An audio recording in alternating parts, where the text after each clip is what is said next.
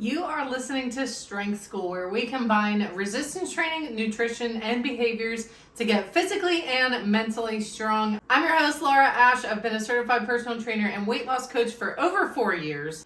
If improving my health was a 2024 goal, this is what I would start now. First of all, and potentially most importantly, I would get my mindset in the right place. So you need to go into this acknowledging that it is going to be a personal growth journey.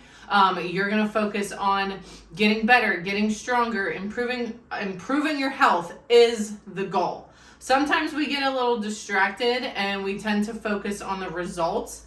When we are only focusing on the results, it starts to put a negative mindset towards our fitness journey, because we're always focused on man, did I lose 5 pounds? I stepped on the scale. I didn't lose any weight. I didn't do this. I didn't do that. And it just starts to become negative.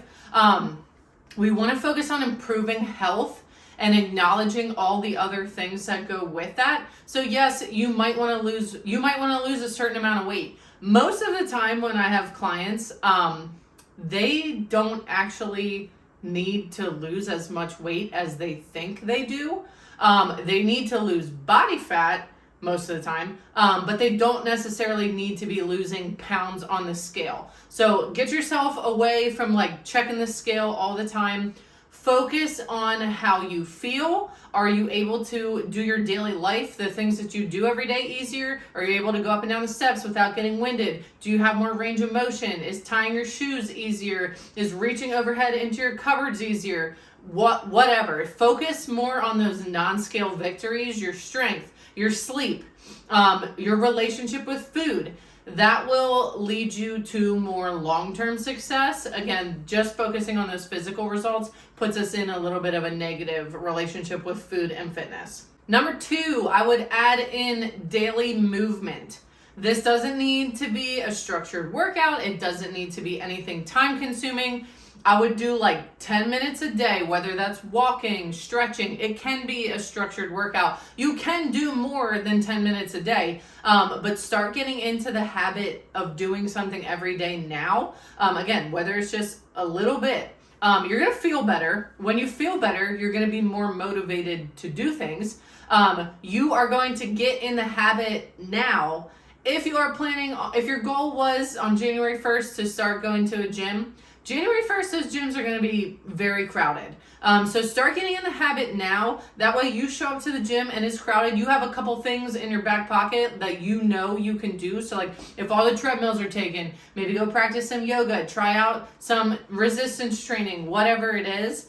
Just get yourself in the habit now. Again, you're going to increase your daily steps. You're going to feel better. Increasing that movement's going to feel better. If you're stretching, you're going to increase your range of motion. You're going to feel better. Your daily life is going to be easier. So try to do at least 10 minutes a day. Some days you might do more than 10 minutes. And some days if you only do 10 minutes and at the end of those 10 minutes, you're I'm done. I don't want to do anymore. You at least accomplished 10 minutes.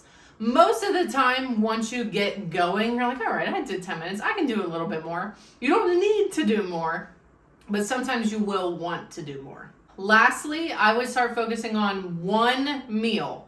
So when we make nutrition changes, it does not need to be anything crazy. I do have a podcast on nutrition changes, so I will link that down below. But if you want, I would personally rather you start small. This is usually how I start my new clients. We're going to focus on one meal. So the meal that I would focus on is if you notice a time of day that you start to get hungrier. So sometimes my clients will get pretty hungry between breakfast and lunch. I would focus on the meal that comes first. So if you get hungry between breakfast and lunch, we're going to focus on breakfast. If you get hungry between lunch and dinner, we're going to focus on lunch, etc. Focus on adding more protein into that meal. Most people can use more protein in their breakfast. You want to shoot for 30 to 40 grams of protein at least. Even 30 to 40 is low for what I would prefer. But I know going, if you're only eating an egg, that's 6 grams of protein. So going from one egg to 30 to 40 grams of protein is going to be a pretty big jump.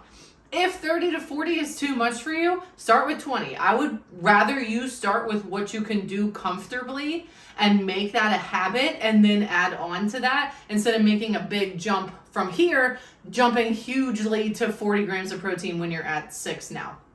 So start with that one meal. Do what you can comfortably, adding in that protein.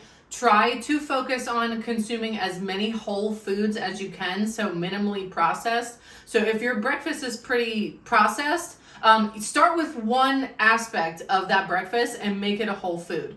Whether you're still keeping your processed breakfast, but maybe you're going to add in a fruit or some kind of vegetable, that's fine. Just make small changes. Once that small change with your nutrition or that meal becomes a habit and you're doing good, then we're going to change something else. Whether we're going to add in more protein, whether we're going to swap out that processed aspect for something more whole food, whether we're going to move on to another meal. I want you to do things that are going to be comfortable in your routine. So those are my 3 tips. Nothing crazy. We're going to start it now, so that way with 2024, we're going in place with these habits already in place, and we are going to be off to a better start. So your homework is to incorporate all 3 of those aspects, whether you are a beginner, advanced, intermediate, whatever. All 3 of these things can be applied to your fitness journey. So if your goal is to improve your health in 2024, we are working on all 3 of those things starting right now. And then we're going to go from there. We're going to increase those habits. We're going to compound those habits as we progress through 2024. Thank you for listening to Strength School. Make sure to share the love by sending this to your friends, family, coworker, whoever you know that will find this information helpful. We want to help out our friends and family in 2024. We are not gatekeeping. You can find me on social media at LauraAsh_CPT on Instagram and TikTok, Laura Ash CPT on Facebook, and make sure to go to my website, lauraashcpt.com.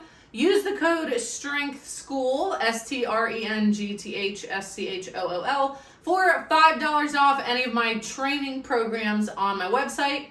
Until next time.